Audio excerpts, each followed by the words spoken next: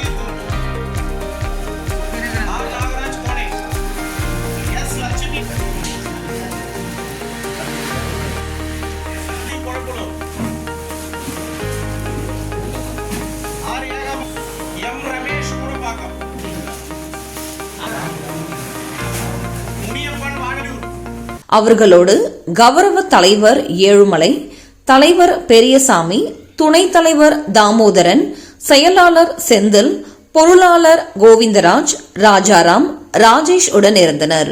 கூட்டத்தில் பேசிய டாக்டர் சேகர் அவர்கள் திராவிட முன்னேற்ற கழகம் மாண்புமிகு கழக தலைவர் தமிழ்நாடு முதலமைச்சர் அவர்களின் வழிகாட்டுதலின்படி தெருக்கூத்து கலைஞர்களுக்கு உறுதியாக இருக்கும் ஒரே கட்சி திராவிட முன்னேற்ற கழகம் என்று கூறினார்.